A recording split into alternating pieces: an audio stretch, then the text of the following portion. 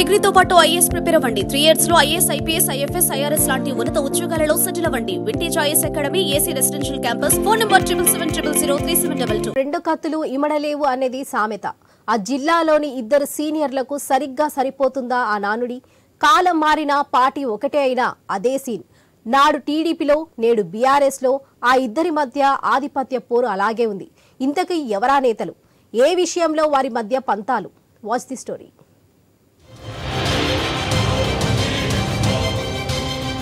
పదేళ్ల తర్వాత తెలంగాణ ప్రజలు మార్పు కోరుకున్నారు. మొన్నటి అసెంబ్లీ ఎన్నికల్లో హేమాహేమీలు కూడా ఓడిపోయారు. తమ రాజకీయ జీవితంలో ఓటమి ఎరుగని నాయకులు కూడా మొదటిసారి అపజయం పాలయ్యారు. బీఆర్ఎస్ అగ్రనేత కేసీఆర్ 2 చోట్ల పోటీ చేస్తే 1 చోట మాత్రమే గెలిచారు.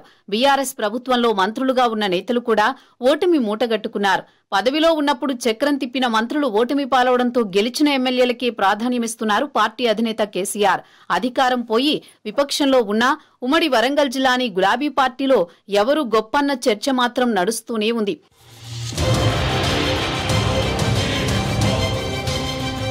ఉమ్మడి వరంగల్ జిల్లాకు చెందిన మాజీ మంత్రులు ఎర్రబెల్లి దయాకర్ రావు, కడియం శ్రీహరి ఇద్దరిది సుదీర్ఘ రాజకీయ చరిత్ర. అప్పుడు టీడీపీలో, ఇప్పుడు బీఆర్ఎస్ పార్టీలో ఉన్న అధిష్టానమిచ్చే ప్రాధాన్యాన్ని బట్టి ఆధిపత్యం కోసం పాకులాడే పరిస్థితి ఉంది.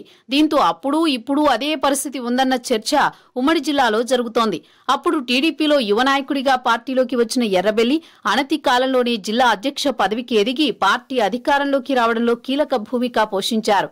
నాడు ఎన్టీఆర్, ఆ తర్వాత చంద్రబాబు ఎర్రబెల్లికి పార్టీ కీలక బాధ్యతలు అప్పగించేవారు. కానీ అధికారంలోకి వచ్చినప్పుడు మాత్రం విద్యావంతుడిగా, వివాదరహితుడిగా పేరున్న దళిత నాయకుడు కడియం శ్రీహరికి మంత్రి పదవి దక్కేది.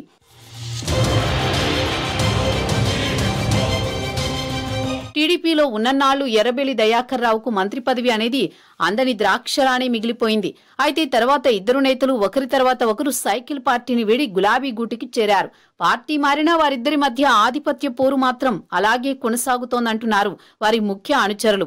2014 ముందు కడియం శ్రీహరి టీఆర్ఎస్ తీర్థం పుచ్చుకున్నారు. వరంగల్ ఎంపీగా పోటీ చేసి గెలిచారు. కానీ 6 నెలల్లోనే ఎంపీ పదవికి రాజీనామా చేయించి ఎమ్మెల్సీని చేశారు. తెలంగాణ డిప్యూటీ సీఎంగా, విద్యాశాఖ మంత్రిగా పనిచేశారు కడియం. ఉమ్మడి